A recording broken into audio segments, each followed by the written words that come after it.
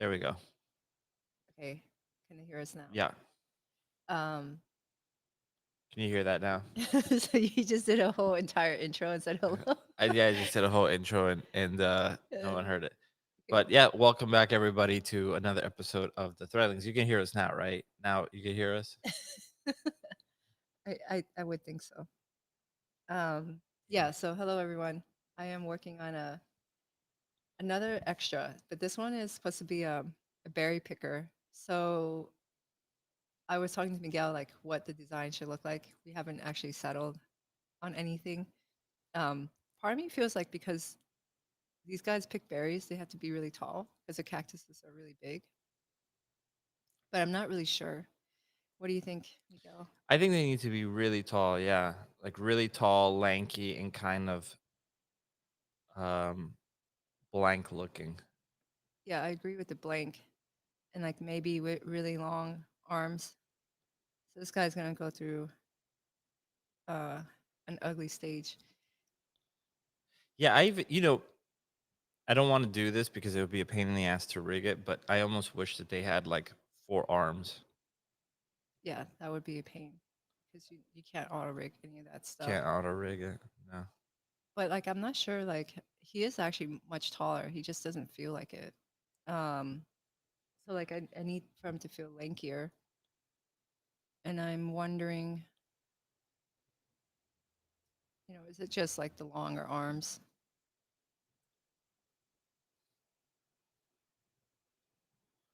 Does that help it? Skinnier body, I think even longer. longer arms. Yeah. And just really long legs.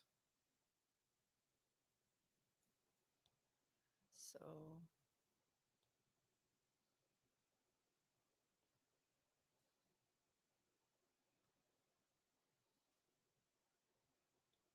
let's move them up.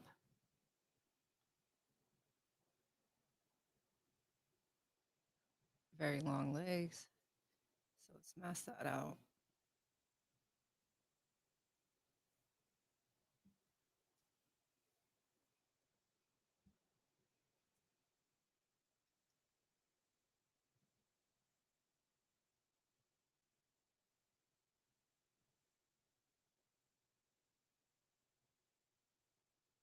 Like that's the ground. I don't know. Um, Maybe like some kind of more character in the body or the shape of the neck and the head. All these guys have round heads. I do want to do like a thing where like I know what I want to do with his face. Like I want two balls like this, and they want them to just kind of flop around. Um, I don't know if I want the nose.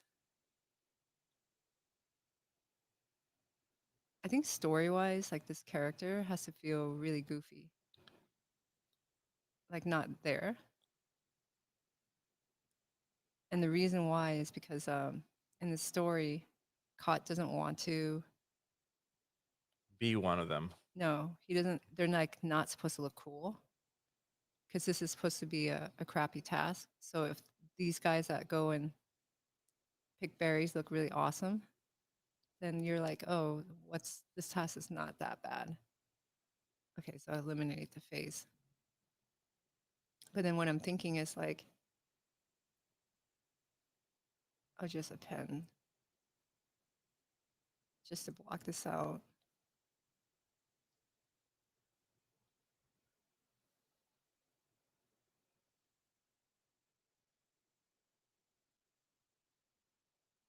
But I want like eyes like kind of really far apart, and I want to build them in marvelous so that they um, flop around, kind of like the hat last week that I simmed, where they just have this movement, um, and they'll look really spaced out that way. Let's mirror this. So my brain is just blank.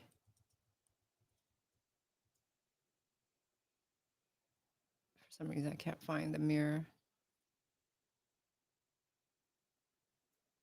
this.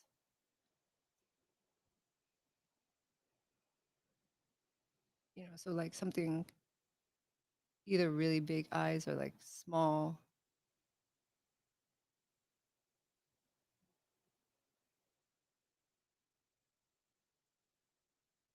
I don't know.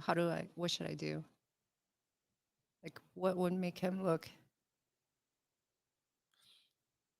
I think if you give me a few minutes, I could come up with something and maybe leave that guy and just finish whatever was left of the guy from last week. And I'll give you something in a few minutes. Okay. Well, I think the other guy was pre-done. Didn't you have to put like a button on him or something? Yeah, let's do that. I'll save this guy.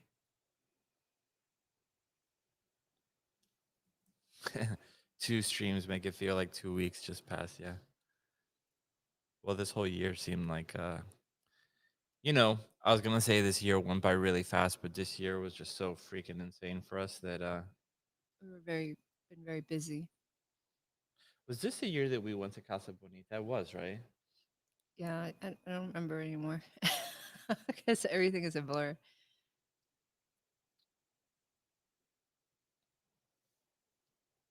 Okay, let's pull up the other guy.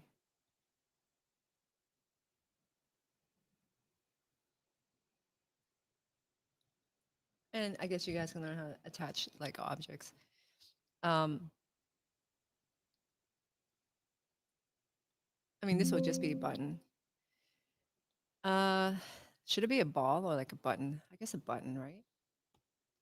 So I'm gonna go over to like my button tab here,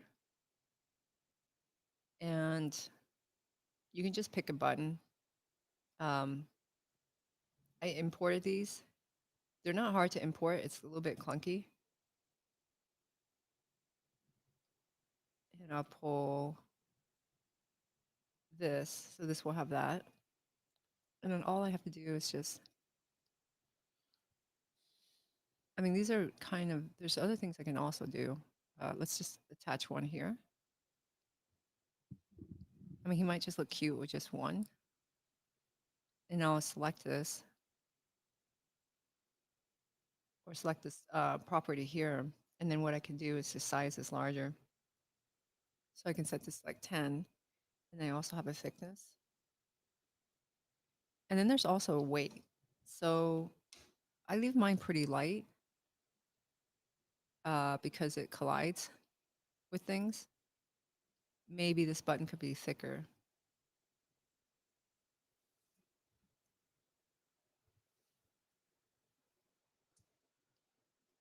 Okay. And then I could also select this. Let's turn off the simulation.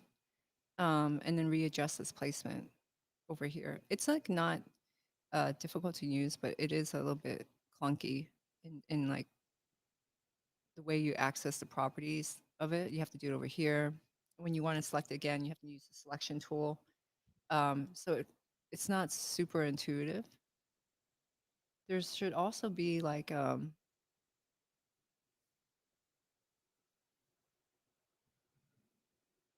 maybe a thread distance, but we'll see. So I can leave that here. And then here I can put like another button. So I'll add another property and I'll pick like one of these balls, which was on top of Cot's head. And I'll put it over this gap. And as long as I have this selected, it should place this one here. And I can change the size of it.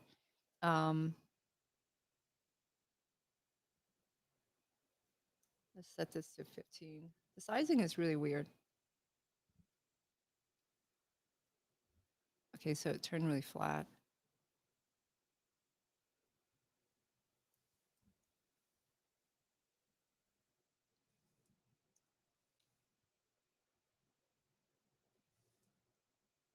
Okay, so this is as large as I can get. And it doesn't allow me to go higher.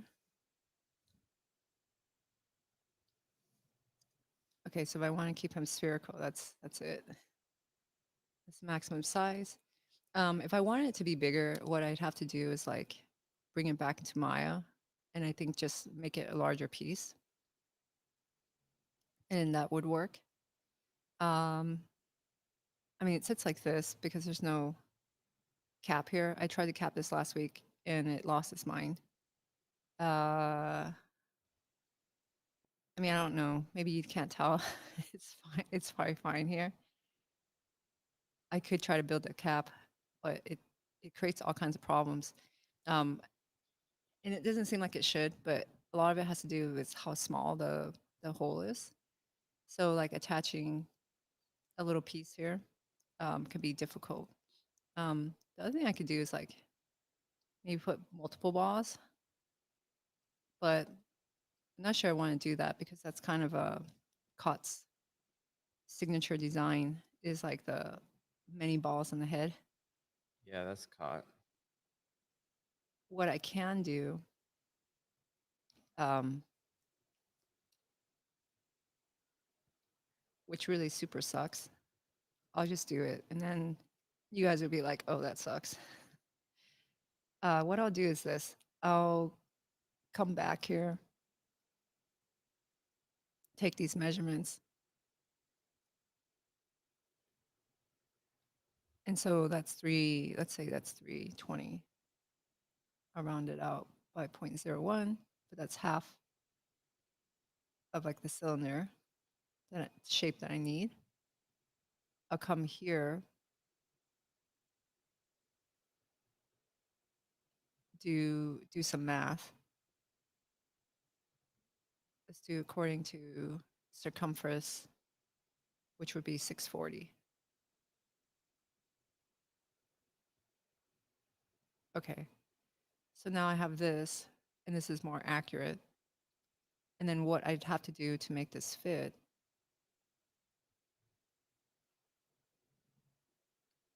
is this accurate? It looks small.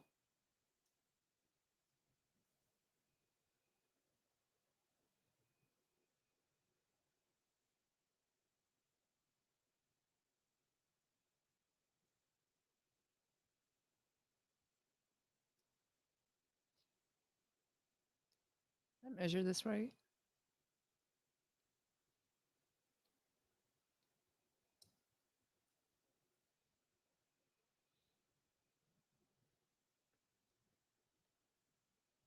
Okay, that's correct.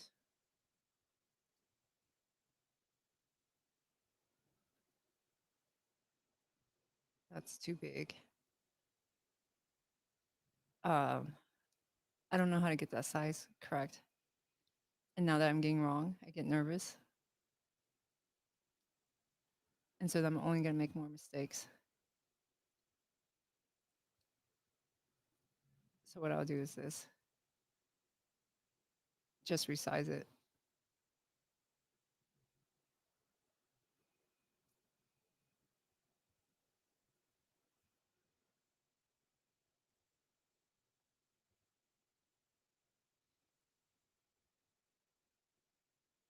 Okay. Okay, the math is close. And this is the part that sucks. So for this to sew on correctly,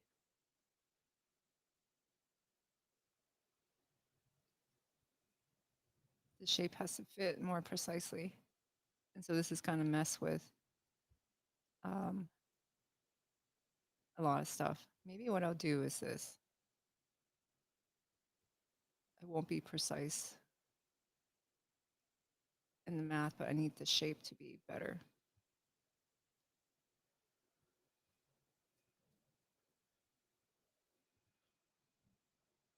And I'll send the shape to the back.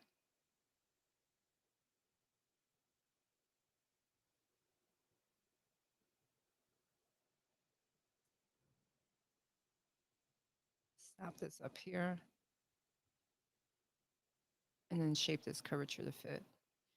And then doing all that will prevent the wild swinging around. And that's why I said it kind of sucks. Um, the other thing is the shape, even though it's spherical, when I look at the line, the pattern is actually not, it looks like this.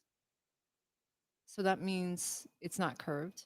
And when it's not completely curved, it can flip on you and act really insane. So there's a few things I can do to improve the shape of this. And you got to do this when your stuff gets really small. I've actually seen this a lot happen to people where their thing just loses its mind. As I add more points like this, the shape will fill in. And, you know, since I'm adding them, I want them to be even. And you can see that the shape is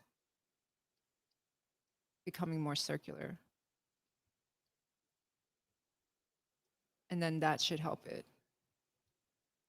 And the other thing that could help it is just increasing the subdivision or decreasing the particle distance, which increases subdivision. And that still might not do it because it's really small. So it's just doing tedious stuff like this. And that's why I just want to leave a hole. But when I put the button on top of his head, it kind of swings to the side because I know it wants it wants to be right in the center or something. And you know, that's kind of Murphy's law, like the thing that you um crap out on is the thing that like was actually kind of important. And then you have to go back and fix it. And it's actually worse when you go back and fix things. It takes more time. Okay. And the same thing's happening with this. Um, the shape, maybe it's hard to see. Let's change the fabric. And I'll duplicate this one. Uh, copy. And we'll just give it a different color, something darker. There we are. And this light one, I'll also just make it easier. And then that doesn't have a nice curve. And so when it was sewing, it was just like, oh, I can't do it. The trick would be to add points.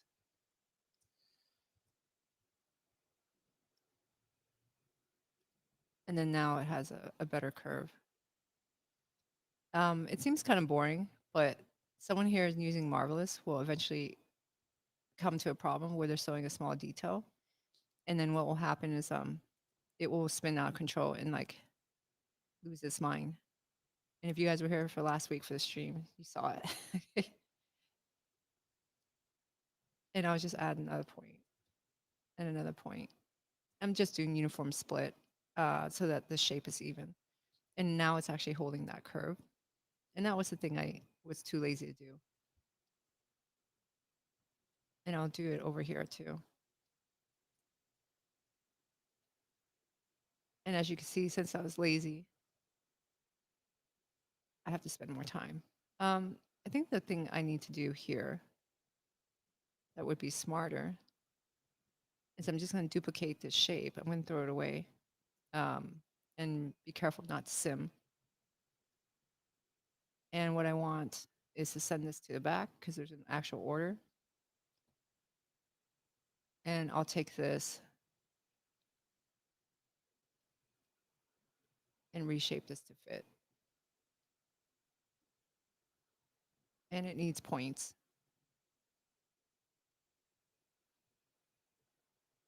And it's a little bit trickier when they have the same color. So I'll temporarily change this one.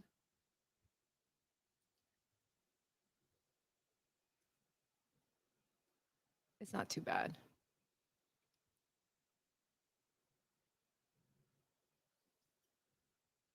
And then get this curve to match. And add some points.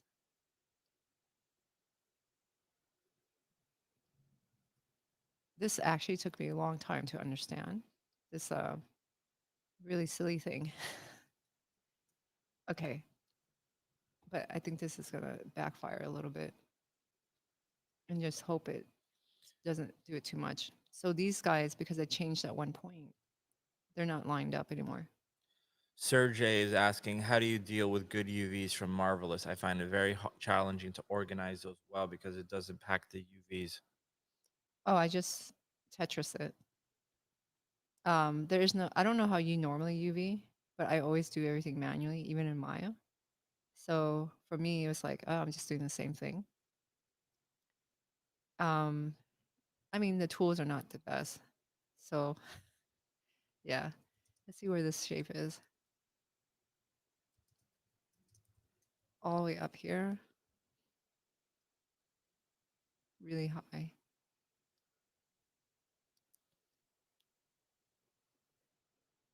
I just pack them and I try to get them as big as I can. Uh, usually and use multiple UDIMs.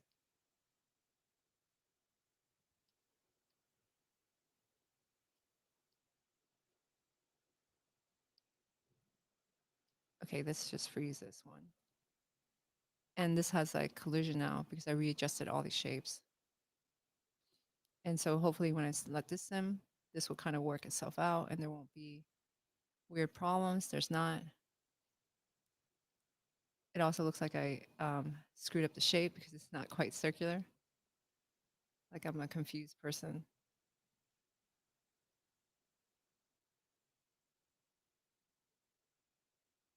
Yeah, it's okay. Well, this is probably not going to work. I'll sew it.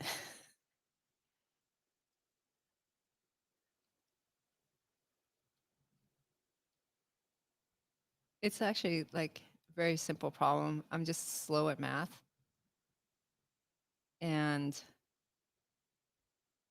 I need to like pull out a calculator and like measure and go, oh, okay, I did this. And I didn't do that at all. And so now it's not good. Okay. So Sergey is saying that the problem is it doesn't keep the same textile density when you pack them. So if you auto pack it, it scales it per tile, and he has to do it manually. You yeah, do it manually though. I do it all manual. But that's how I've always been. So I've just manually always pack all my UVs. I mean, packing UVs, like if you're off by a little bit, it's not a gigantic problem, right? It's only when you're like really off. Not really off, like you have to be pretty close, but it's not like it has to be perfect. You're not like splitting like some atom or something that's gonna explode. Do you know what I mean? It's you could be a little bit loose with it.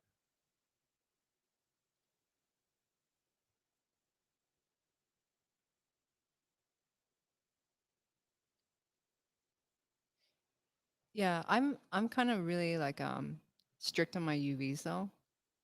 So I want them to be a certain way. And I'm very specific. This should make into a circle. So I feel like I measured this correct.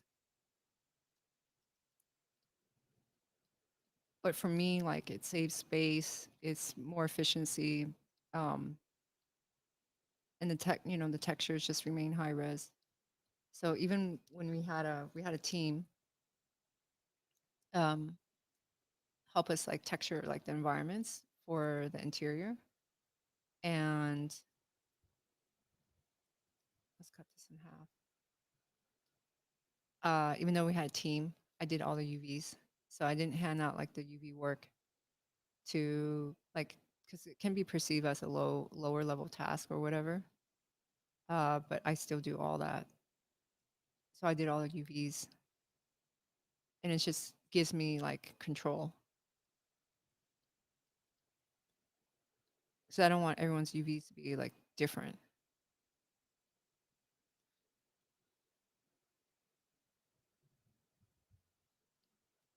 So that is that. That is this line.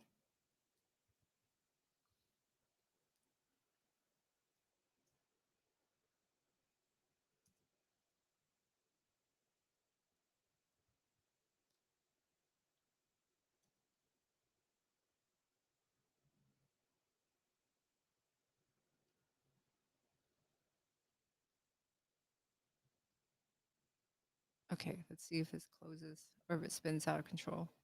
So last week, what happened with this little piece? It twisted up, but it's not doing it anymore. Like it spun into a tornado. And the reason why I don't think it's doing it is because it's like shaped very accurately. It's denser. Um, there is a cap limit to like the density of your mesh in Marvelous, and you can forcibly increase that cap by adding points and subdivisions. So um, it's also doing this. So like when you sew things together, it is matching up the topology, which is kind of neat when you really think about like it just does this all automatically.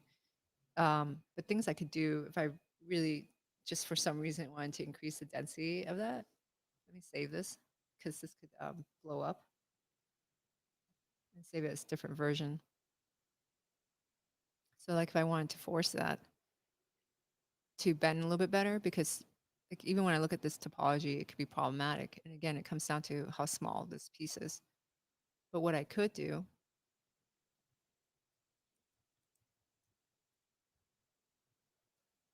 I turn on like some visualization here, is if I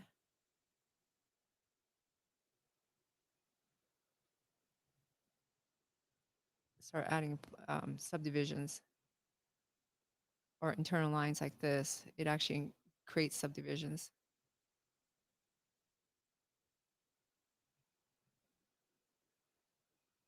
And then sometimes you just need that. And this could make it more stable. At least it should bend a little bit better. The shape, it looks nicer.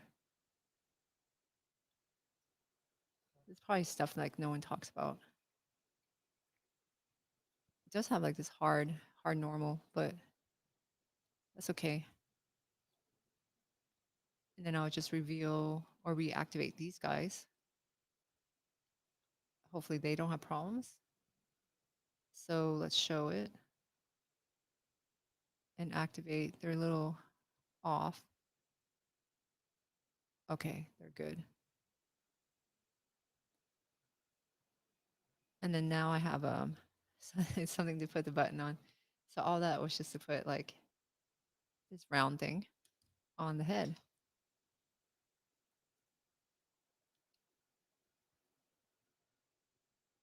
I wonder if I can just place it in like 2D space.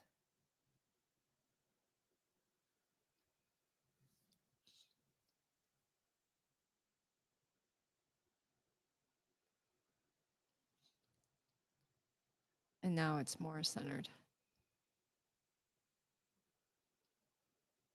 Okay, cool. I can change the weight of this. If I make this button heavier, it will move more during the simulation. So if I change this to like 400 grams, that's like a pound. So that's like 1 pound on the head, and it will move around more. If I don't really want this to move around like much and just be very still, I would take the weight of this and keep it very low in grams, and it just kind of floats in the air because the weight is so low. Oh, I didn't see Bobby's message. What's up, Bobby?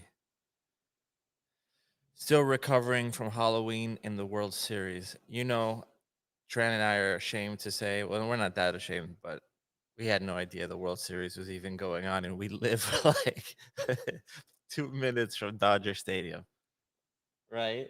Not Yeah, 2 minutes, but we live pretty freaking close. Like we could see it if we like step outside of our house. we live close. We live really close.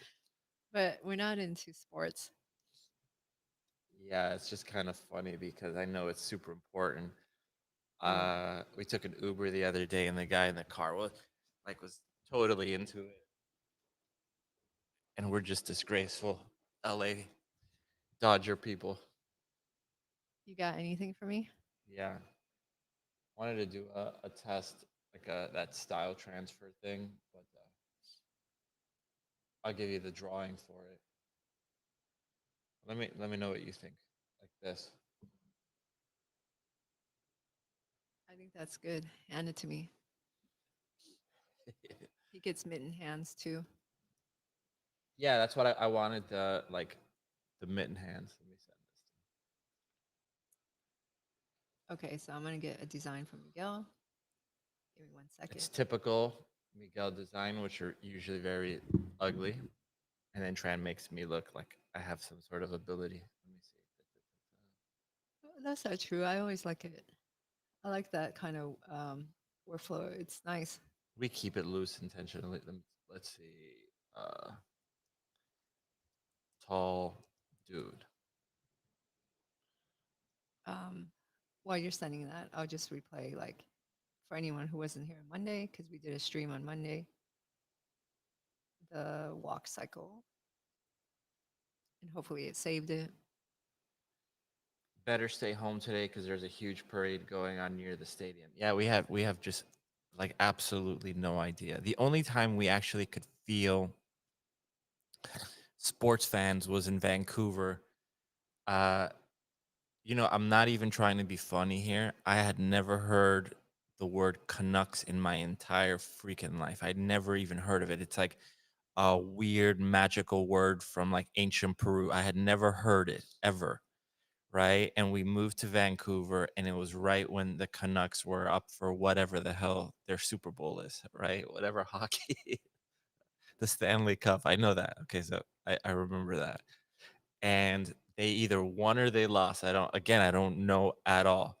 But that fucking city was lit up on fire, just lit up on fire. And Canadians are the nicest people in the world, No, they but literally like lit it on they fire, not figurative. they burnt that freaking city down, and we were just watching from the balcony like, oh my god. There was a And riot over a game, and re- it was just remember the three cop cars, and they lit them on fire, and we're just, this is all from our apartment was literally facing the arena. So everybody was coming out, and we're just seeing, I don't even know if the game was there. I think it was there, but they lit that city on fire, and the police cars were lit on fire, and everything was destroyed. These are like the nicest people in the world. But the only thing that they will get pissed off about is hockey. yeah. If you say Canucks suck, they get all aggressive. Yeah, it's crazy. Stacy says, Vancouver right here, we do go wild during the season. That is wild is an understatement. This is insanity. And that was the only time that we were like, oh my god. And they burnt down Vancouver City, like the little Oh yeah, downtown area. They wrecked it. it was just so shocking because everyone's very peaceful and nice. And they're so nice that while they're doing all this crazy stuff, they don't even bother covering their faces because they're just like, They're not used to committing they're crimes. not used to crime. So every one of them got caught. Like they're burning cop cars with a big smile and like posing for the photo. And it's like, okay, well, now we know who burnt that car. We know who burnt this car. We know who did this. That was a And while ago when you think about it, that was right? a long time ago. But Yeah, we got old. yeah, but that was wild. Okay, so I have your design. Should I show it? Yeah, you can show So this is Miguel's sketch. it. I'm gonna do my interpretation of it. So he's supposed to be really tall. Yeah, So these guys are the ones that pick the berries from the plant. So the threadlings eat peyote, um, and peyote's on the ground, but they sometimes also pick more yummy berries that is like a dessert. But their main nutrition is peyote, right, Tran? yeah. I've always just been like, is it?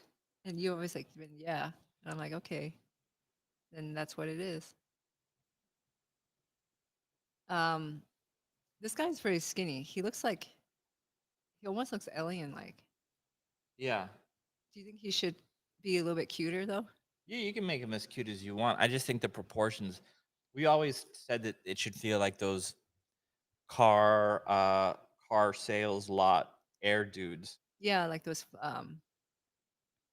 they're always in car lots, huh? the The dancing dancing balloon. balloon dudes. And these all have like gummy. No, nobody has elbows. Nobody has elbows. So all the extras don't have elbows because we don't want to have to rig them really good. No, they all get U arms. I guess that's what I call it, Yeah. and that's what you're seeing here. Um, and then for those joining, that's this all gets covered. They become completely covered in fabric. So for anyone who wasn't here on Monday, uh, I took this character, I auto rigged it with Mixamo, and he's completely covered in um, 2 layers of cloth, and that's a simulation. And you can see like the movement of the hat and things like that. So that's what I'm going to do with this guy, and we'll see how far we get. Miguel made him like really lanky, like much lankier than this, right? Does he have to have a small head? Is that interesting? Yeah. It I is, I right? think so. Yeah, yeah, yeah. I don't know if the long neck is good for auto rig if it's too long.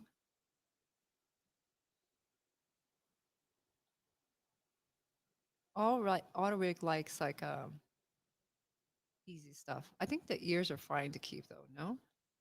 Yeah, that's fine. Like big ears like this. Yeah.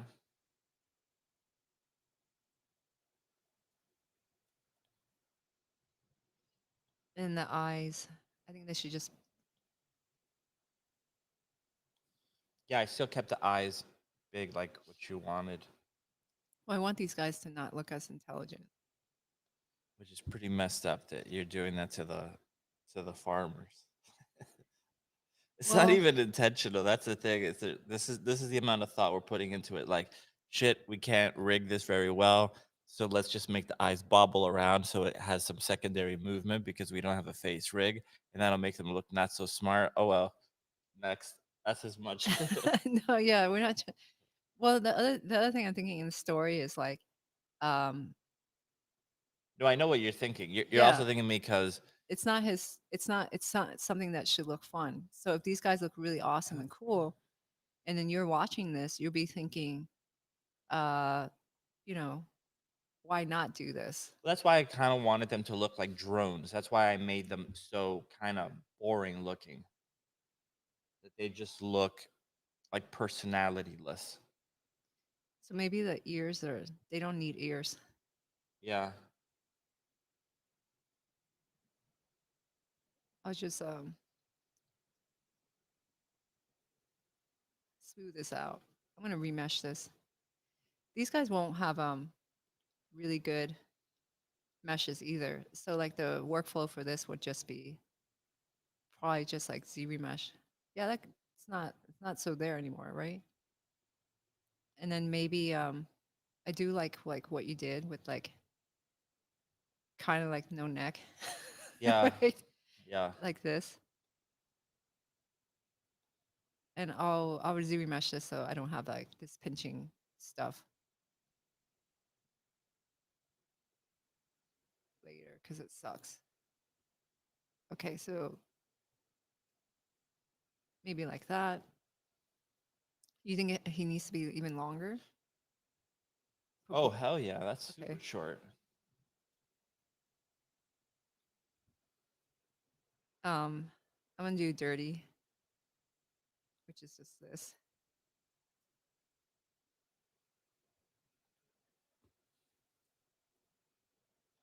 This week we got to go see Like this long.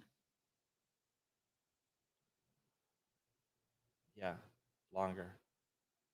I'll readjust it.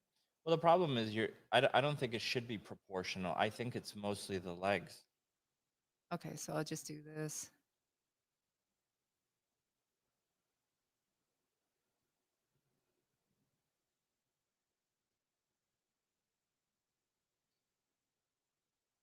Yeah.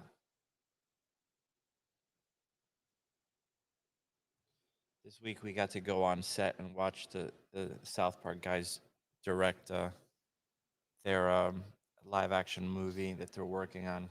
we can't say anything about it, but it was just such a crazy It was an amazing. experience. Yeah. Yeah, we were just like, oh my God, what is going on? So crazy. I gotta spread these legs. The legs can't touch. Like he needs a like an underwear shape here. I think I have to retopo that. And then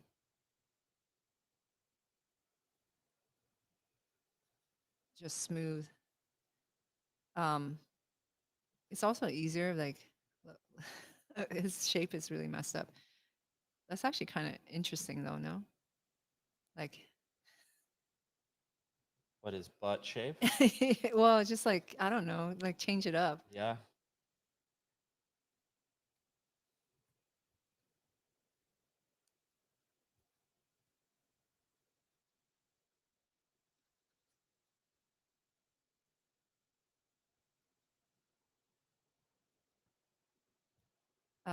Needs like a crotch big time. I'll subdivide it in a second. You think the arms are fine? Or they need to be longer? Longer. We need to watch a horror movie for Halloween.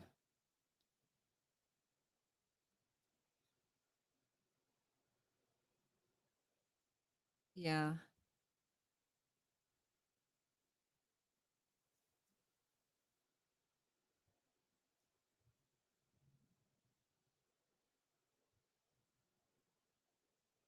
Like that. Yeah, like that. Okay, so proportion good or no? Yeah, proportion's good. Okay, so let's clean them up.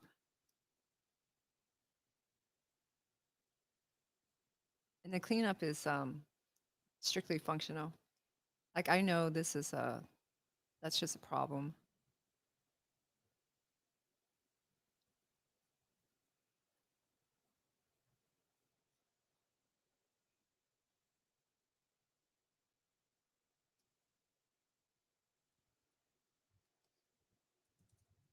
So I want to make sure there's like space.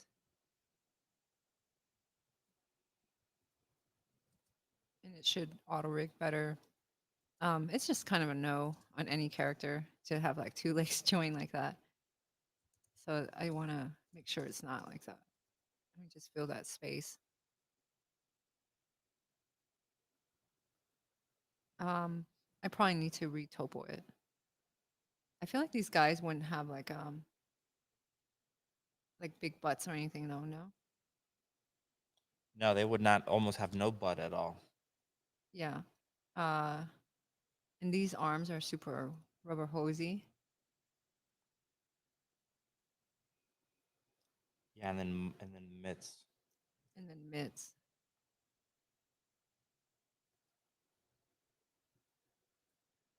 These are like the weirdest characters ever. They are so weird. Okay. And it has shoulders, got armpit space. What I'll do here is I'll just duplicate this guy.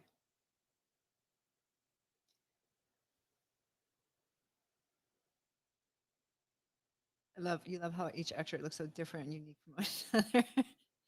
Yeah, so like hopefully that all works.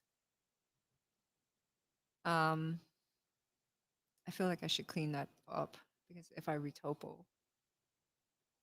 I'm gonna have that. And I'll just turn on AccuCurve so this can be sharper.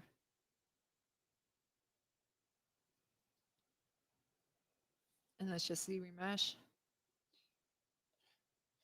This is 40. So I'll set this to 30.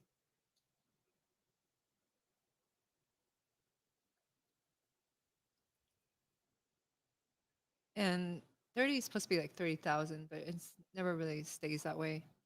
Okay, that's a little bit denser. Let's do 20. It's better for the auto rig if this is not too high. Some of the arms are also crooked. So I need to straighten that up.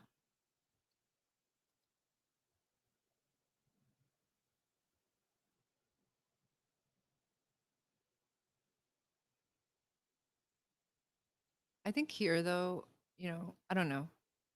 When I think about just auto topology, I'm still not sure if that's a good idea.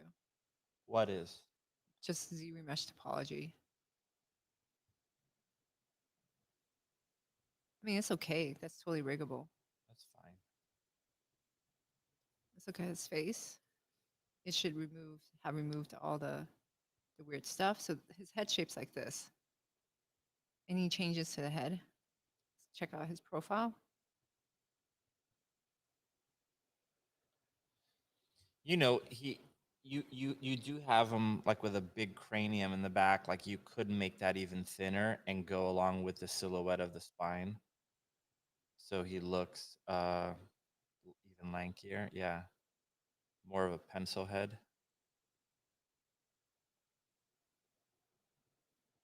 Like that.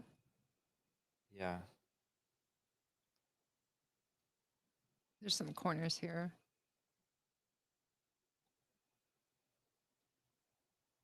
Smooth that out.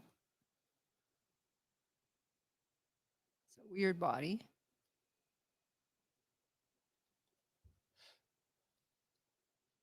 I'm not sure how this will all rig. Theoretically, it should, because he's got legs.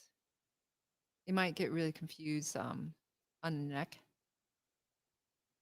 But maybe what I can do is try to just embrace it and kind of be like, he kind of just has a neck head. Like that's what he is. Let's save this.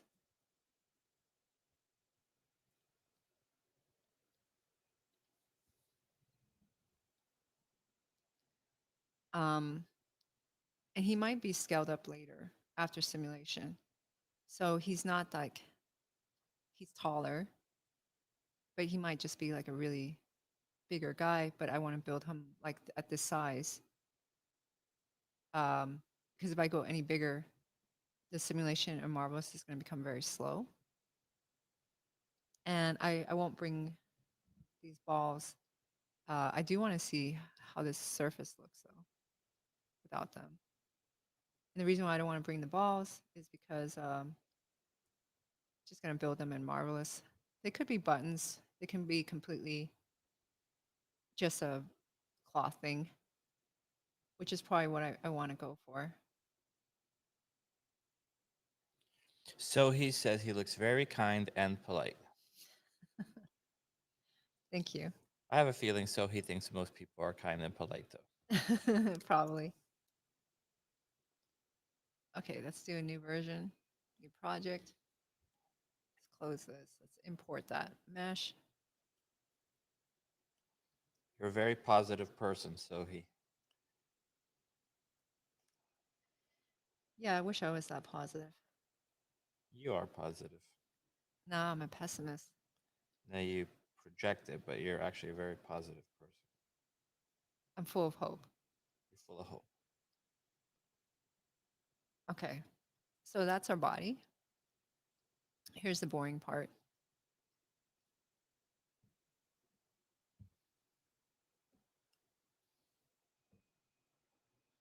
Which is this? You see, Darius says probably the film, Probably. and then Stacy says he's probably Canadian. Yeah, he's Canadian. Yeah, he could be from Canada. He could be Canadian. So here's like the part that is a little bit of work, which is this is the hardest part. You Tool mean is my you awesome, mean but my it's 5 second drawing wasn't the hardest part? no, this is the hardest part in Marvelous. So I want to mirror him over. So I'm going to draw like a line halfway through the body. I'm doing one long continuous line, which is kind of dangerous. And I'm also holding control to get the points to be red, which makes the curve smooth.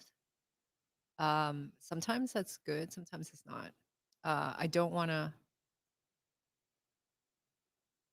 connect it to the end. I have to stop at some point. So if had I drawn this line continuously all the way across, um, one thing it can't do is like close on itself. I don't know why, but it will just fail, and then you have to redraw the line, which sucks. So you do have to break it at some point. But too many breaks in the line is not good either.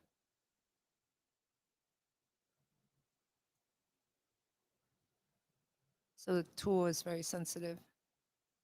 It has improved a lot over the years. I remember the first time using this, I didn't know what was going on.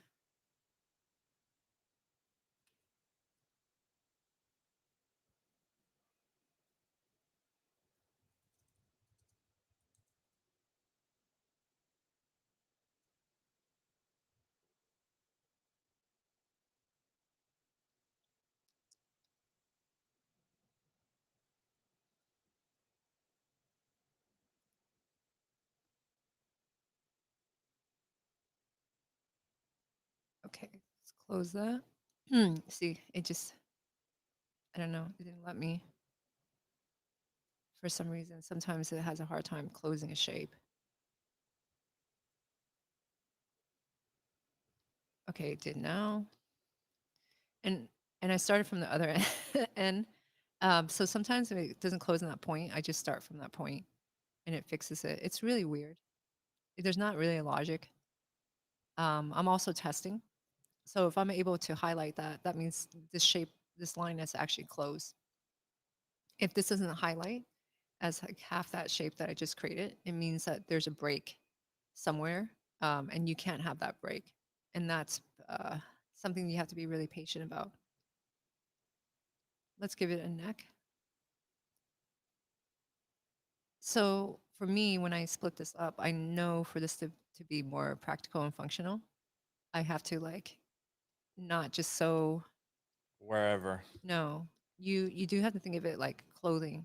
You're not gonna make one piece of clothing in the bodysuit. Like it just doesn't work that way. I need to have like a sleeve.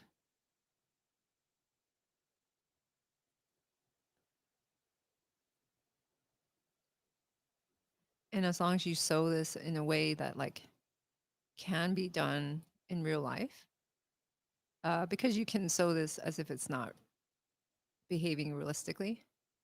That actually closed, surprised me. But if you sew in a way that's not realistic, it will not sim well because it comes down to like, does this work in reality? And if it does, most likely it will work in this program. So I have my armhole. I need a leg hole. And I'm going to give this like a, I don't know. He could have an underwear. What do you think? Yeah, give him underwear. How many people are actually watching? Like when I see the number of people looking, like only like 5 people ever comment. So let's see. Stacy's commenting today. Sohi and Daria, Bobby, Sergey, Netbug, Ruben, Claire. I'm actually curious. Who's watching it is just silent? Just put a happy face or something. So I know we're not just talking to my mom or something. Well, it could be. Your mom could be logged in. She's like, let me support my son's stream. Oh, my mom would totally do that. Yeah, she would. She Yeah. would just log in just to be a viewer. She wouldn't be watching it though. She would just put it on her iPad and leave it on the bed and then go look Go at her go about soap her opera. day. Yeah. She'd be looking at her Telemundo opera soap operas. Yeah. Let's save this. So Claire, SMK.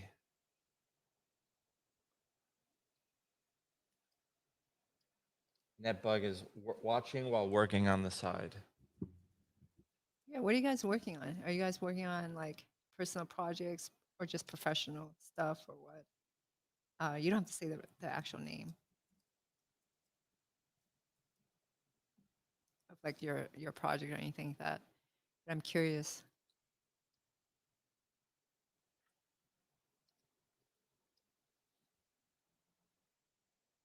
Okay, so I have a, let's check this. That is a shape. That's a clean shape. There's no highlight here on the arm. There's one in the head. There is no highlight here on the leg. That's not good. It might highlight if I split this.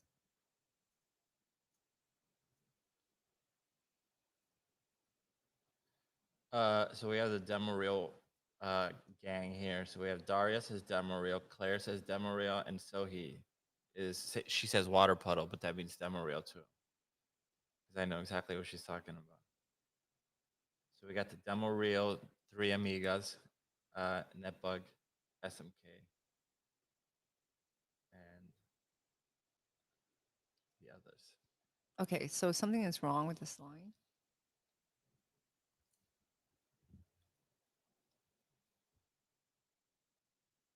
Okay, and then something is wrong with this. I don't know what could be wrong because that did connect correctly, but it can't recognize the shape. So I don't know what triggers this. Let's try again. Oh man, sculpting rocks, Sculpting Gremlin rocks is, Mini. That's hard. yeah, man, that's one of my least favorite tasks in my life. I'll always remember at Digital Domain on the movie Thor, we had some of the best. I thought we had the best modeling team in Vancouver at the time. Like we had everybody, uh, and we had to model a bunch of rocks. And man, you would just see some of the best modelers just fall apart and just collapse. Like they just could not do it. Modeling rocks is really hard to make it look natural. Yeah. I remember Luke was really good at that. Like Luke was exceptional at modeling mountains and rocks, which is almost like sucky because if you did a really good job, You got stuck doing you it. got stuck on rocks. So I'll make a confession. It's one of those tasks that I was like, I'm just going to decide to not be very good at this intentionally. Um, because if I develop this skill, this is all I'm going to do. Yeah. So I'm not very good Oh, at that it. was probably everybody doing the same thing. Just Luke was he was new at the time to the industry and he was just hungry and he's such a positive dude. Yeah. I don't know what's going on. I can't split this out.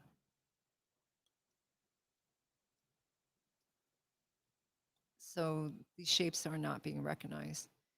It might be that it doesn't like that it's continuous. So let's end this connection here. You know, this just happens. Yeah, it's like, nah, it's not highlighting. Um, what do I do in this case? I just keep cutting it.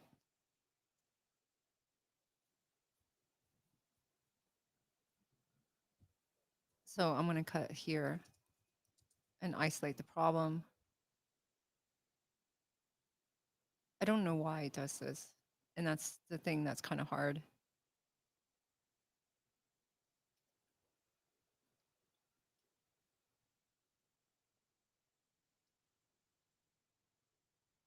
Okay, so it just can't produce that pattern. Nat B. Gotta bust out the ore brushes for rocks. That's it. How to make rocks not look like bread. That's a really good that's a really good way of putting it. Yeah. How to not make rocks look like bread? Yeah, rocks like when they're I done think it's wrong, they even look like hard to bread. make bread. I don't think they even look like bread. They usually look like mud or like Yeah, but it's hard to make them. They end up looking like bread while you're trying to make them look like rocks. But then when you're trying to make bread, they look like rocks. they look like rocks. Yeah.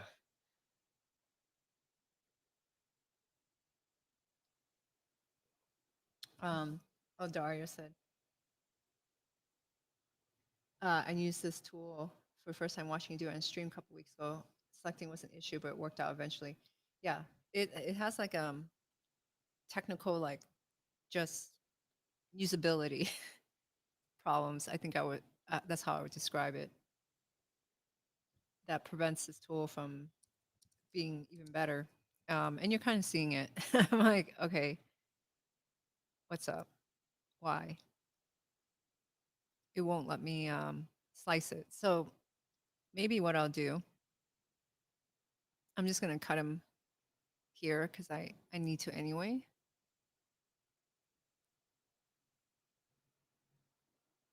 It can't process this somehow. Yeah, it's very weird.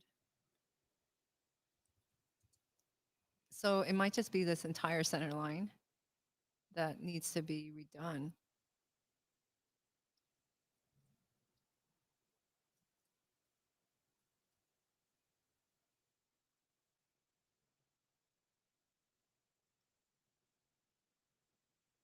Because this shouldn't be so difficult.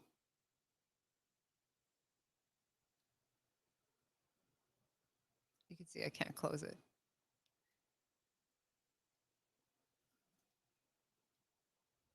Okay.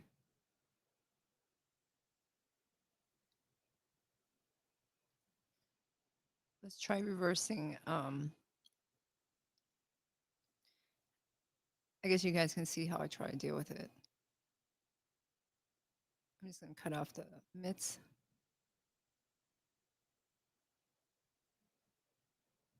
I guess I got lucky in the other streams because I didn't have this problem until today. But I did have one stream that nothing sewed together and everything fell on the ground. Okay, so this mitt is like, no.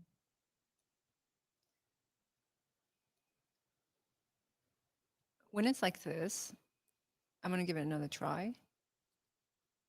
And if it just becomes problematic, I just start again because there's something wrong with the original first line.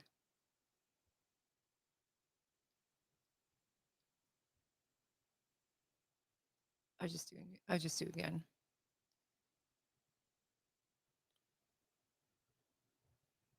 So to me, that says like, oh, something is wrong with your initial thing. Okay. And that's hard because I don't know what I did. I'm just gonna forget about the curved lines and just place more black points. So these don't have any curve to it. And I'm gonna end. I'm doing this really far away at like key points. And nothing is curved.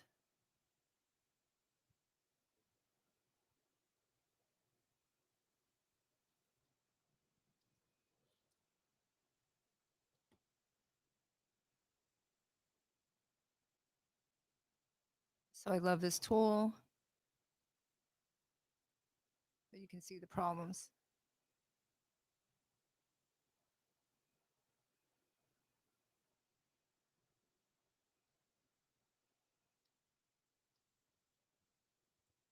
Okay, that's flattens.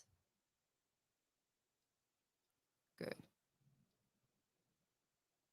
Let's just split his head up.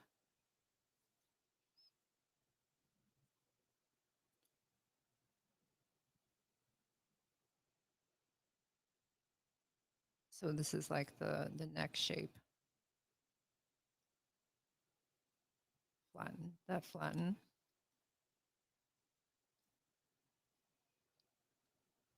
And I want the eyes here. So when I cut this shape,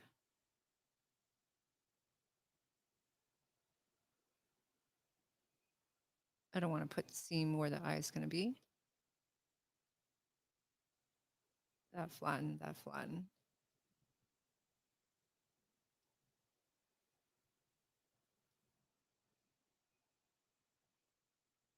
And I probably need more cuts.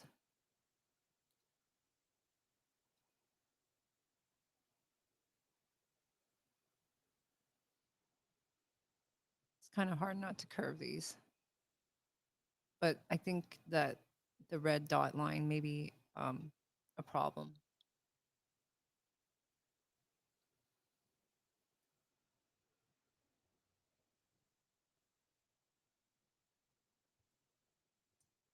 So now I'm gonna have like hard line, like hard shapes.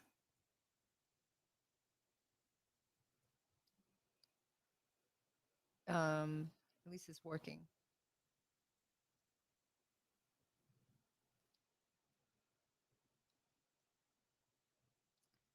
Let's do the arm.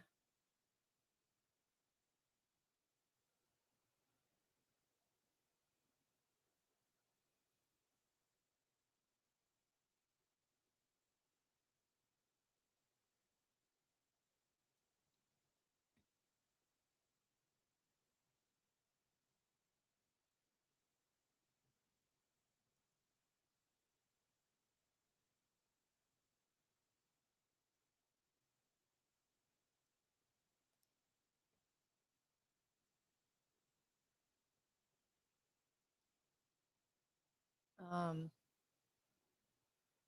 can the parts generated by Marvelous be used to create sewing patterns for real dolls? Yeah. Well, you probably like if you were to try to do it in real life, you probably want to use Clone 3D. Well, you could import this, right? Well, Clone 3D is like Marvelous. It's from the same company, but what it's made for is for real life stuff. Whereas Marvelous is like more CG, meaning like you don't get like the accuracy of it. I don't sew in real life, so I don't necessarily like know what that means. But you explained it to me that the other one has more, like you control the little extra bit of fabric that goes on the seams that are sewn inside. Yeah, so like there's like I don't know what you call those. Um, there's a definition. Like you have to consider like obviously extra parts for sewing. You don't sew edge to edge like you do in here. So that's like why it's not really practical. And you don't need it in CG because we're literally sewing things edge to edge. Yeah. Okay, so I'm having a hard time. The program is having issues with this. Have you shown side by side scale comparison of this character to the others? No, not yet. But probably they would reach his crotch. You agree, Trama? Yeah. Well, this guy is going to be scaled up after the fact. And that's because I can't sim him too large or else I have problems. I'm already having problems. Let's try. I don't know what the problem is.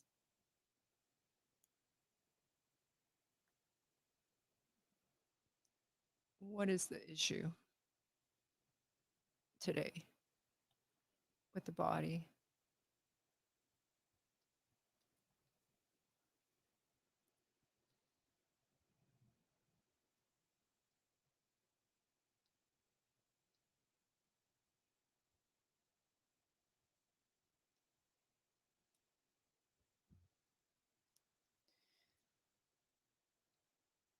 I'm trying to figure out how to fix this or work around this. So I'm quiet because I'm thinking like really hard. Um, it's almost like a flip your keyboard moment kind of thing. That it's very frustrating because this tool is not working and I don't know why. Well, doing this stuff on the fly is just kind of crazy. No, I would just get frustrated like anyway. Because I don't understand why it doesn't work.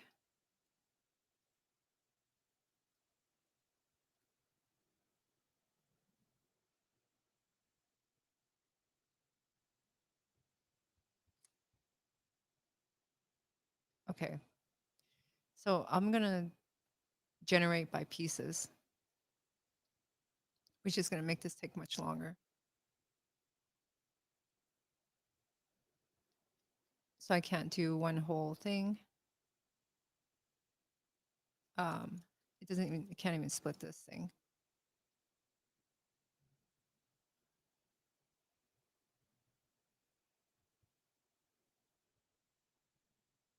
Yeah, it's just doing it as one piece. Let's see what it does.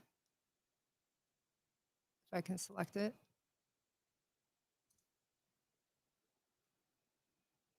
So I can work with this and I can cut it up. It's not a good shape though. Let's hide that. Let's try to get the underwear. What is going on that is hard for you? It won't generate the shape. It's just failing. Why is that? I don't know. And that's why I get frustrated because I don't understand. Just buggy. Yeah, that's all it is. It's just buggy.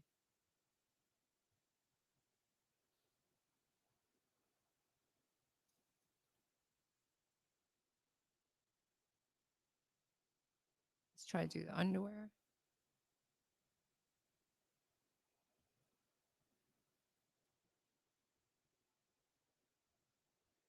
So I think the underwear is a good idea.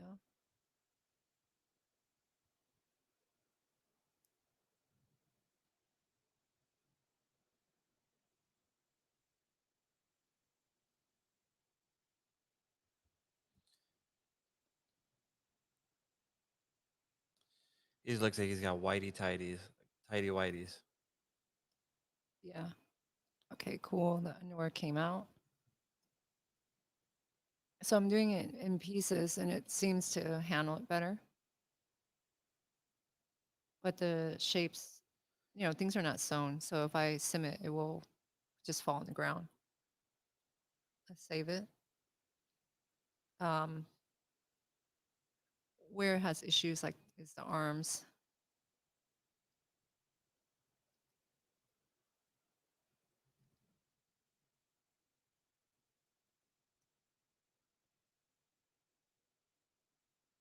So I wonder if I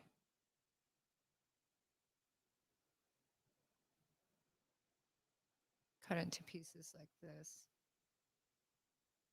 and just flatten them as I go if that handles it better.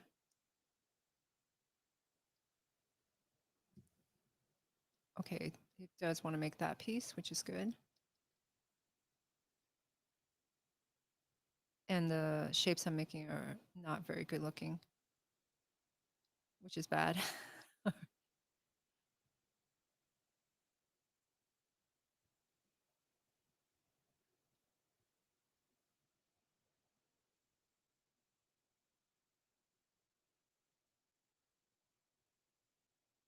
Love this tool, but I also hate it.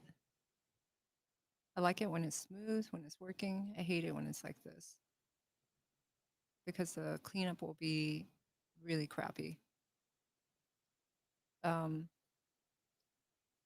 because I'm not getting the actual pattern the way I want it to be generated. Gremlin Mini saying that he had trouble making gloves. Uh, Gloves are too small. you have to scale. You have to scale the model up. Yeah. So anytime you're doing an object too small, it doesn't. What I assume is happening is just it doesn't stay here on the fingers. It like pops right off. So the fingers are just too little. Yeah.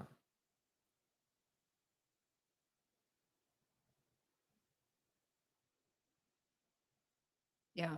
So I can see your message. It's just too small, which is kind of a maybe not the answer you're looking for, but it's all size. So this when you make something too small, it just doesn't want to do it.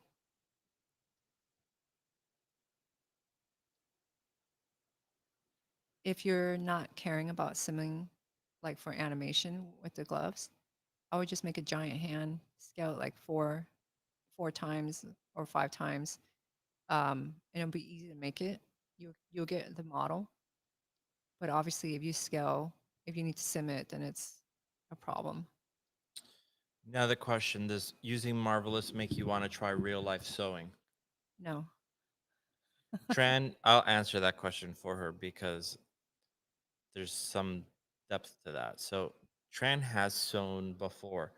On the Ningyo project that we did, we initially rented out all these costumes that were like 100 years old, and that project took forever to shoot. And these costumes, these rentals, started adding up. Like it started getting very expensive to rent them, and so we had to return the costumes, and we were running low on money, and we decided, you know what, we're gonna have to buy our own costumes, but they now have to match the stuff that we used before that was actually period accurate.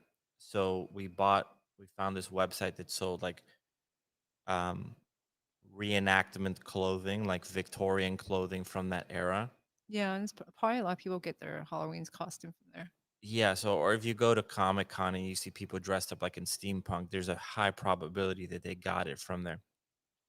And it looks fine for a costume, for a Halloween costume. But we could spot all the things that were not correct about it compared to the real costume. Yeah, like real Victorian costumes are like really uncomfortable. Yeah. Like real clothing. Like your pants are like for men are really high. Um, they're like right up like basically you just walk around with wedgie the whole time. But that's It's that's like that's all part of why people look more put together. It's like the clothing is making you stand that way. yeah, It's so not. when so our actor would be like, this costume is uncomfortable, but I have great posture. Yeah, it would force the posture on you. Anyway, so we get these costumes. They look fine, but they're also built more for the average person. Original, when you go back and you look at period clothing, one of the things that's really shocking is, well, there's two sides to this, but that the sizes are actually very small. Now, we've talked about this with somebody, and we initially thought, oh my god, people were just smaller back then. And we found out recently that a lot of the reasons why a lot of the costumes are actually smaller is because they're the ones that were less likely to be used, so they're the ones that are in better condition, hence why they're still around. But anyway, these costumes that we But got were I do very think people, tailor fit. yeah, but I do think people were thinner back Sure, but these were then. very tailor fit. Long way of saying that we got these costumes, and Tran like busted all the seams and redid all the stitching so that it matched the period accurate clothing better. She did a kick-ass job. So Tran has sewn. She's done a great job No, but sewing. I don't I like don't have like foundation sewing. I'm just like, it needs to look like this, so I got to try to do this. Sure, but you did it. I did do it. I also use hot glue, hot glue gun. I'm like, fuck, yeah, just glue this shit together. Yeah, but So, nonetheless, she did it. We have like a Singer sewing machine. We should probably just put that on OfferUp. We have a like a really nice sewing machine and everything. That when Tran was doing that, and for a moment, you even flirted with the idea of doing costume design, and you were like, "Fuck this! This is too complicated." well, once, yeah, a long time ago. Yeah, yeah. Once upon a time when I was much younger and more naive. There's nothing more awesome when you're making a movie, I think, that when you get like real costumes or when you get custom costumes made. Like when we got our costumes for the Green Ruby Pumpkin for our first short, we were so freaking happy. Yeah, those costumes are nice. They're yeah, Because they were made custom. Oh, look, I actually made a suit yeah. in pieces. Yeah. The other thing that was really crazy, like these things that you learn about is how like back in the days, period clothing, the men's shirts, the collars were all detachable. They were not part of the shirt, which is something we can't even fathom now that the collar is separate from the rest of the shirt. And the reason for that is because most likely you would not be able to wash your shirt all the time, but so that you wouldn't look dirty and have sweat stains all over your neck because there was no AC at the time and you're out in the freaking, Doing work. doing work, you take the collar off and you'd wash that by hand in the sink or wherever, and you'd put that back on and it looked like your shirt was clean, even though it was nasty as hell, but at least the collar looked Yeah, so clean. the like you just had detachable collars. Yeah, you would just hide the stank. But that's a big giveaway when you look at like period accurate clothing. If the collar is connected to the shirt, it is not correct. Yeah, it's super uncommon for it to be the case. And even if you buy like reenactment clothing, they still don't detach the collar because it's just such a pain in the ass. I'm doing something tedious. Um, I'm gonna try to do it quick. So what I'm trying to do is clean up these shapes because they're very janky, and I'm just placing points so I can retain the original shape. This is like an external drawing tool that is not marvelous thing at all. Uh, can I ask questions here about the Gnomon curriculum? Probably this is not the right place because you want to ask, you want to just call the school up. I mean, you could try asking, but And then we'll just be like, I don't know. yeah, we probably don't know. But you could ask. Yeah.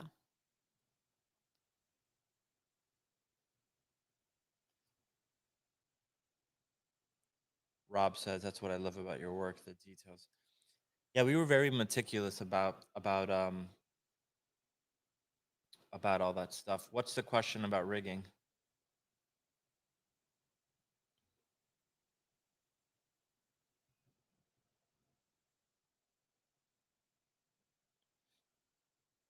We have rigging classes. I know that. We don't have a lot of riggers at the school. The unicorns are usually the riggers and the animators.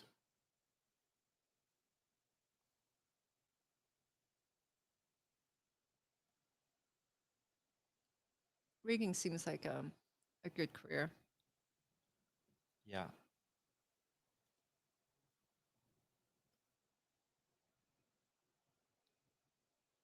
Okay, let's clean up this face. Mm. I'm just making a sound because I'm like, this sucks. So all this extra stuff that you see me doing is because I couldn't do it. So I did it really crude, and it works. I don't know if that was the actual solution. Uh, it is now. It's now it works. Hmm. Yeah, we couldn't answer that question, like how the program is for rigging in particular. I don't know. Yeah, you need to speak to like just set an appointment. Yeah. There's I a mean, lot of people. I'm sure whoever's teaching is a great teacher. Yeah, all the teachers are great. I got laid off from games about a year ago, and the industry has been rough. Considering going back to school, but not many in-depth rigging programs. I mean, their rigging program is good. One of the riggers that we used on our project is a former Gnomon student, so he learned everything at Gnomon. So call them up.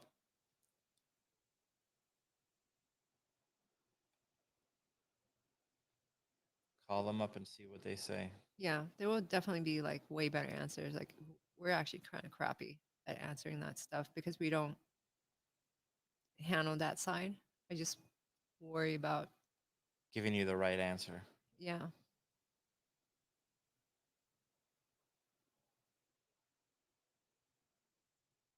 But you should research everything, right? Yeah. Like very thoroughly because it is a commitment.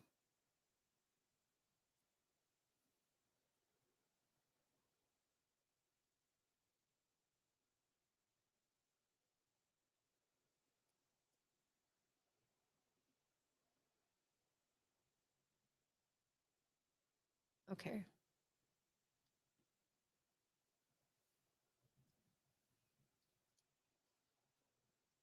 I'm going to clean up a couple more shapes, and I'm going to ignore the rest. The shapes that are important to me is the arm, this right here, because I don't think I can leave it like this as much as I want to. I'm super lazy. So we Um, have King Sea Dog, which saying, "I love the stream, by the way. I lurk a lot, so that's good." King Sea Dog is also was one asking about the rigging. I just didn't. I didn't read the name out loud. I like it, King Sea Dog. Thank you.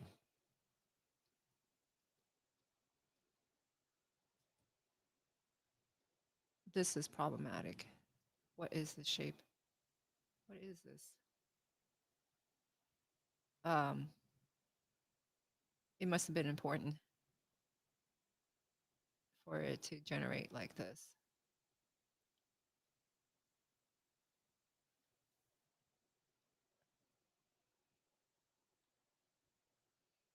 That's a good question. So it says, in your experience, what was the delta between what you learned at school, like Gnomon, and what a real world environment was really like? Or if you prefer to answer, what did it not prepare you to do in a studio environment? So it's funny you say that. So there's a few things that when I went, I wish someone would have shown me because I went to Gnomon. And those are things that I now make a point to teach at Gnomon. So, and I learned a ton of stuff. So it's not like the experience I had was amazing, right? I wouldn't have traded it for anything. And I'm not just saying that because we're doing the stream for Gnomon. But anything that we were like, oh, we didn't learn this or that, Tran and I make it a point to do that and to drill that in. And usually, some of that stuff that may not be brought up is because it's just so boring. It's like the real unsexy stuff, like vertex orders, uh, proper naming conventions, uh, proper scale, proper what It's else, like Tran? it's just technical pipeline It's stuff. pipeline stuff, and Yeah. it's not taught because it's just. I think most people would just be like, "Oh my god, this is so boring. This has nothing to do with me." I think it's taught. It's just that a lot of times you're Oh, it it's is definitely taught now. it's taught for sure, but like it what it is when you're working as a student, you have deadlines and assignments that you need to get done. And one of the most important things in your work is that it actually like looks good. No, you know what it is? Is it's taught. It's not drilled in. Like it's like you really need to get your vertex order right. You cannot just Yeah, change your vertex order on your model because your ZBrush file got weirded out. Like you cannot do that. And I think it's brought up, but the moment you're in production and that's like you get fired for that that shit. goes wrong and you're like, "Oh, it's okay. I could just do that." And it's like, "What do you mean? You can't just do that." Like it's the stuff that when we screwed up and we thought it wasn't such a big deal that we're like, "Oh my god, I wish that we would have to do like 100 push-ups every time we got that wrong." It should be drilled. It needs to be drilled in more, and it is drilled in now.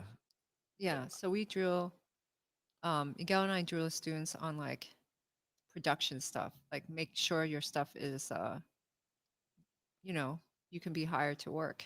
Um if your stuff is dirty, like it's basically not usable, which means that it can't be passed down the rest of the pipeline, which is makes you problematic as a as a hire because your stuff is not usable. And it's like that. It again, it is taught, but it's just like Miguel and I think in particular, we really drill that into the head. Like when like one of the things that I don't allow is a lot of people used to not when like the displacement started kicking in, a lot of people were still rendering like decimated models. I don't allow that. Like I do not want decimated models. I want it to be with proper displacements, and that's something that, for example, um is something that I made a point to make sure everyone is rendering proper displacements and not just decimated models, because that freaked me out. Like I was like, holy crap, no, there people are not rendering the proper displacements, and then when they were getting a job, they weren't rendering it. They didn't know how to set it up correctly, and that's things that have been that Yeah, are all addressed now, and we make a big point to get that right. we absolutely. And And that comes from us fucking up, not from, you know what I mean? And maybe it was taught and I just didn't process it when it was my turn, but now I just make it a point to, like, you got to do it.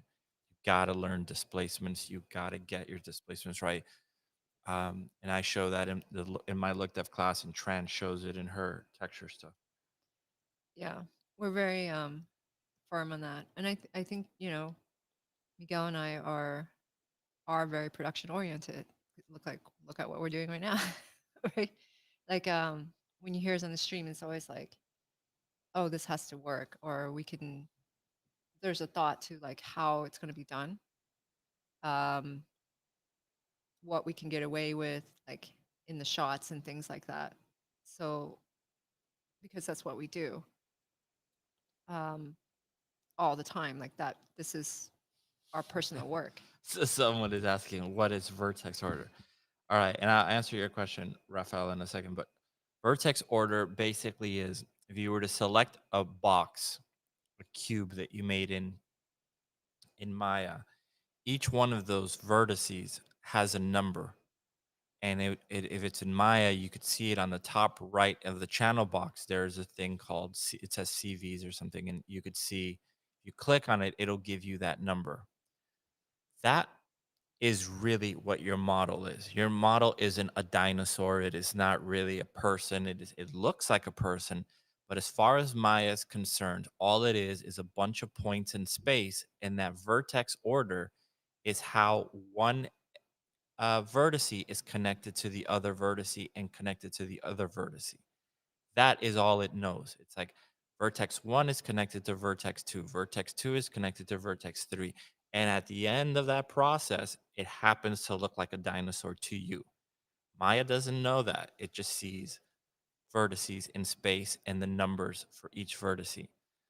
When you make blend shapes for your model, all it is doing, you're making different expressions, you're doing whatever, all it is looking at is, oh, vertex number 1 is over here.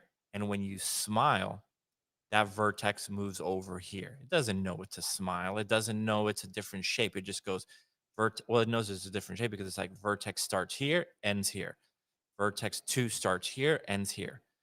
The minute that vertex order gets messed up, vertex 2, which let's just say happens to be in the corner of the eye, when that vertex order gets messed up, that vertex 2 now becomes the character's ear. So when it goes to do the blend shape, it would shift from the eye all the way to the ear. And that's when you see that, like, a model looks like it exploded. That's because the vertex order is wrong. So the problem with that is when you're working for yourself, it's not a big deal. But the minute you're in production, that vertex order needs to be consistent throughout the entire pipeline, because the riggers are using that, the face shape guys are using that. And the face shape guys, just for context, like at Tippet, we would have 600-700 blend shapes per character. So we could spend months, 4 months, 3 months, 6 months just doing face shapes on a character. If all of a sudden your vertex order changes, you just screwed up everybody else's work. And modelers, a lot of ZBrush centric people tend to not really understand how catastrophic it is when that thing gets messed up. There's tools now to clean that up, But it but there's a lot of people don't even realize the tools exist. They don't even know vertex order is a thing. And you don't want to get a job and find out the vertex order is a thing while you're working. no, Yeah. it's just it's all technical stuff. Um, because you work at a company, you can't just do whatever. It all has to work. I think that was a good explanation. Yeah. So displacements, a lot of the reason why people weren't using displacements early on is because mental ray, which was like the worst renderer of all time, used to, and a lot of renderers, displacements used to murder render times. They used to just kill them. And it wasn't even in the still render, it was the moment motion blur had to be processed with displacement, forget it. It was game over. And mental rate almost brought down like entire companies. Like Speed Racer almost killed Digital Domain because they decided to use mental ray and they could not get the motion blur to work at all. And that's the reason why RenderMan was used as much as it was back in the days, was mostly for its displacement and primarily its motion blur being so fast. Uh, so a question here. Yeah, Mental Ray sucked. It was the worst. Mental Ray was a program that, like, if you just put a plane and a light and a sphere and press render, it looked even worse than it looked in your viewport. Like you had to do a bunch of stuff to get that to even look half decent. I remember when V-Ray came out and we got the beta for it or the demo for it, and we just like created a few cubes in a light and pressed render. We were like, oh my god, look how pretty that looks. Remember? Yeah. We just like it just lit It really just nice. looked like the best looking cubes of all time. Like before, it did not look like that. You'd have to turn on Final Gather.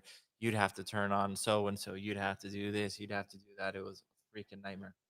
Okay, so Raphael says from the software page for this app you are using, it suggests that it is an optimization tool for clothing made in Clo or Marvelous. Can you describe your pipeline briefly?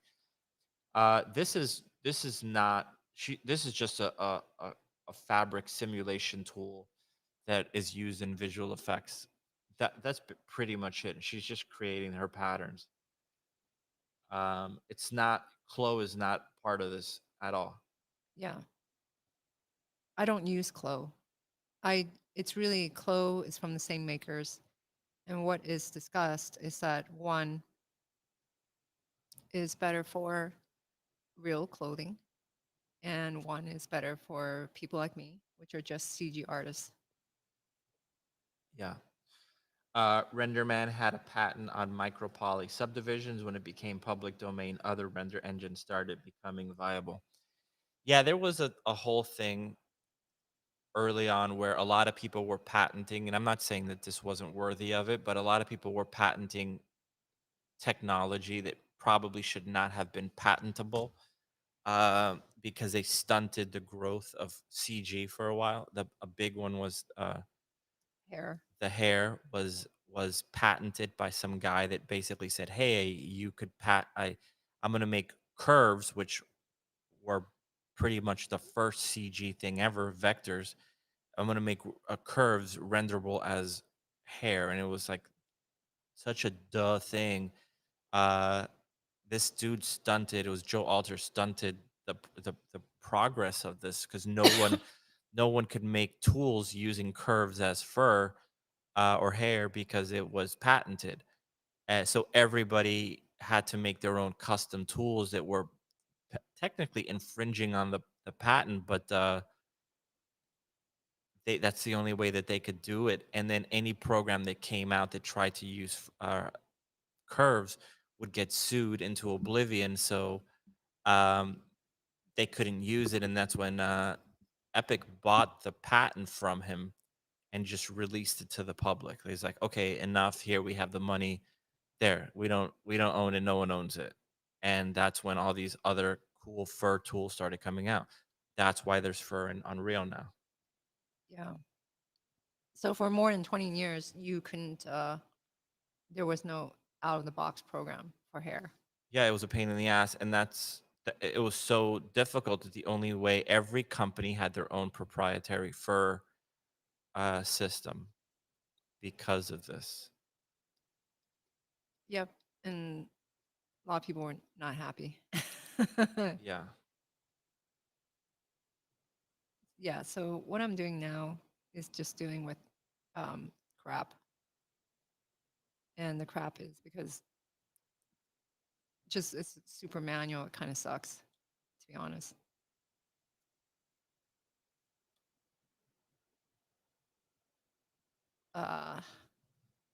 I'm gonna resew this.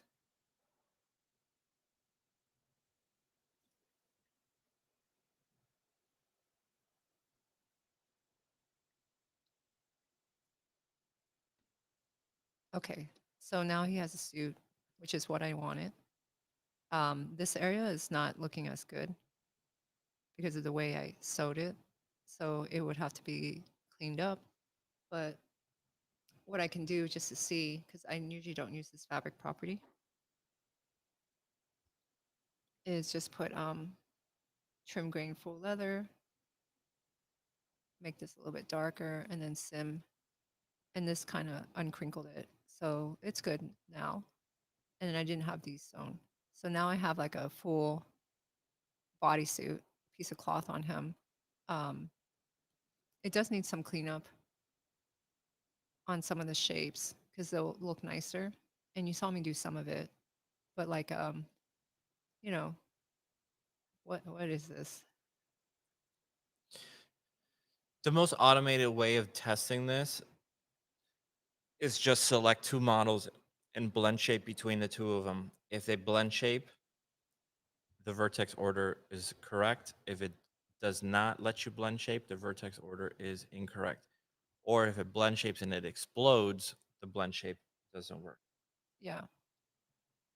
So you don't even have to like manually check the vertices. If you just do that, you'll know if it works or not.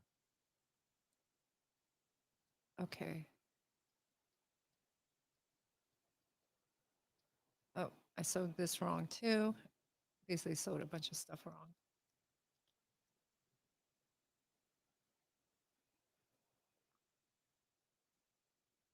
Let's see. So this is supposed to be in the back.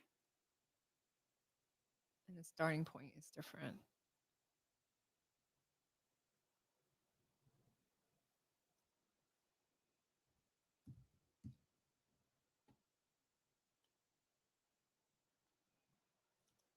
Let's see if that fixes. There we are. Okay, cool. I finally have a bodysuit. I don't have anything else. Sorry.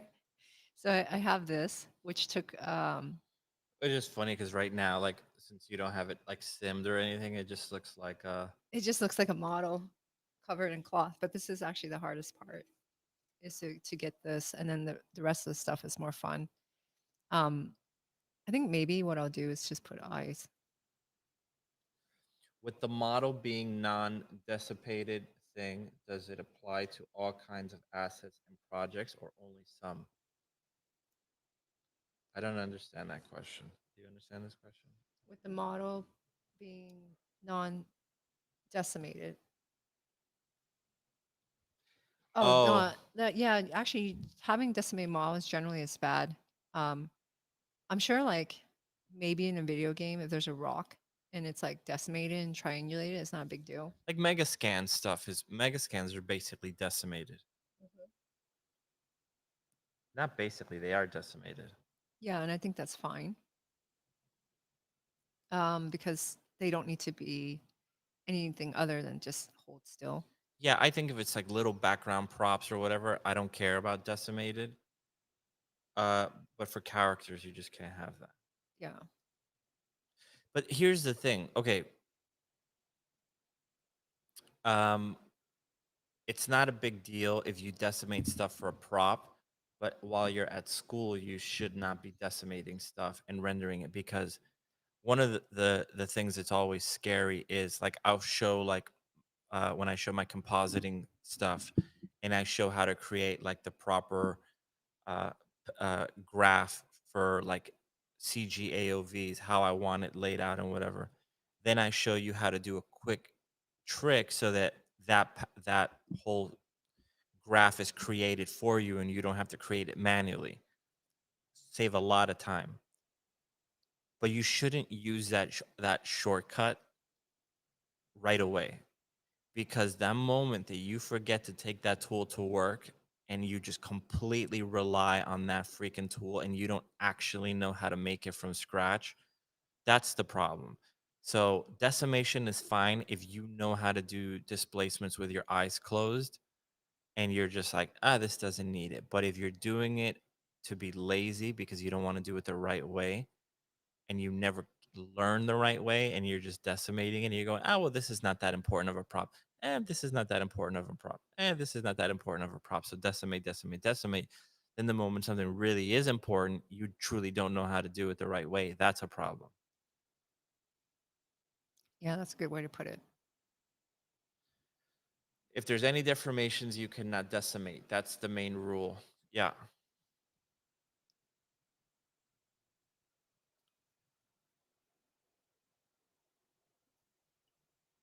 Hey. Okay, so I'm trying to make the eyeballs. I'm trying to give him eyes. I had trouble with this one today.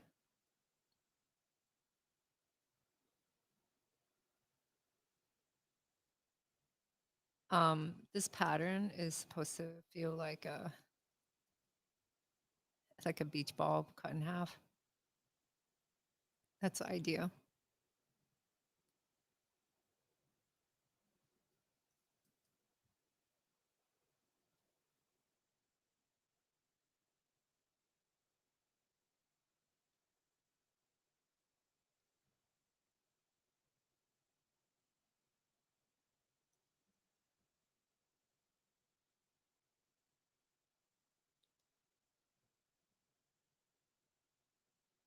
Okay. I don't think the links line up at all. I'm just gonna feel it out. This is definitely way longer. But my approach here is just be like, well, oh, this actually seems to work. I got really close. Okay. All my so's are backwards.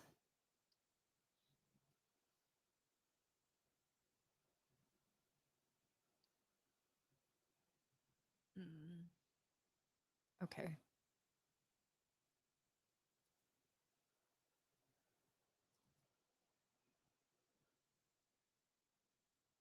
Let's do it again. The direction I approached it was backwards. That should fix it.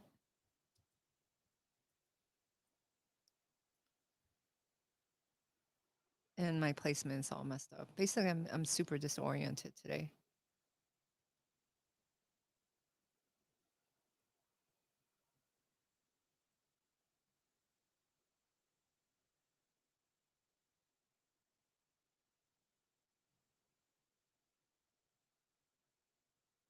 All right, let's let it work itself out.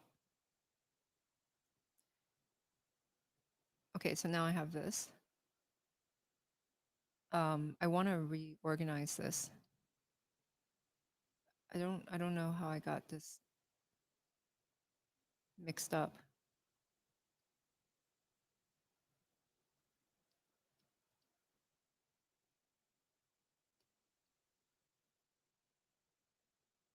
Okay, so that order is more correct, which will help me sew these guys across.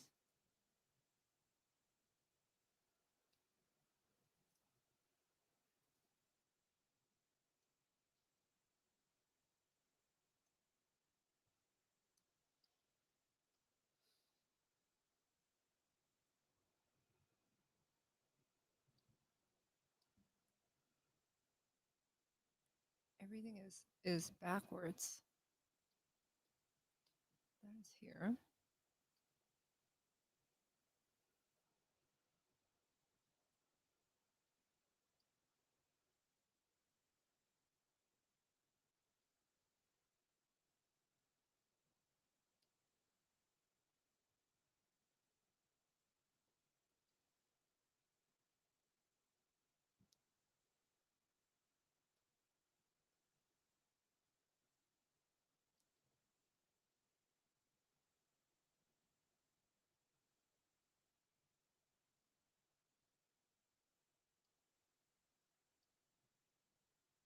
Okay, that's like the eye. beginning.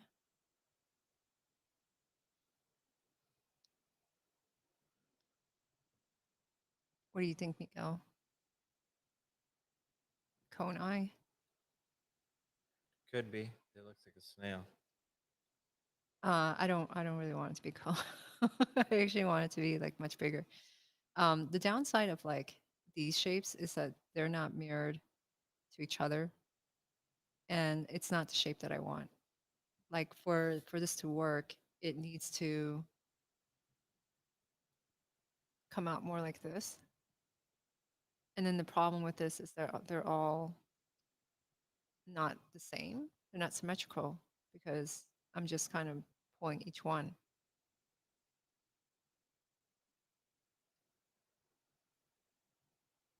But now that is more circular.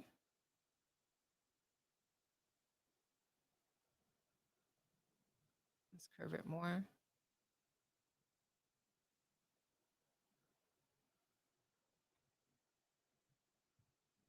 And again, they're all asymmetrical. I think I just will embrace that and just let it be because it's an extra.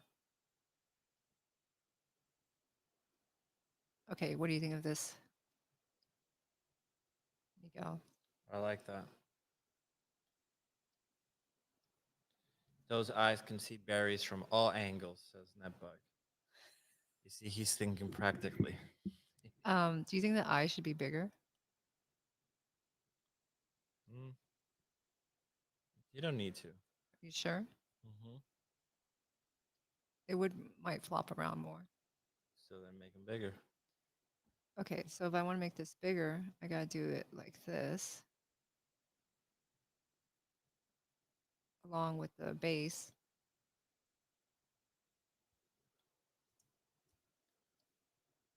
Let that resim. And now it's larger. Now I have eyes.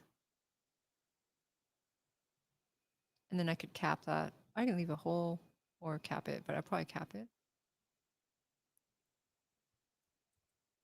And I think that's it for today. That's how I can make it.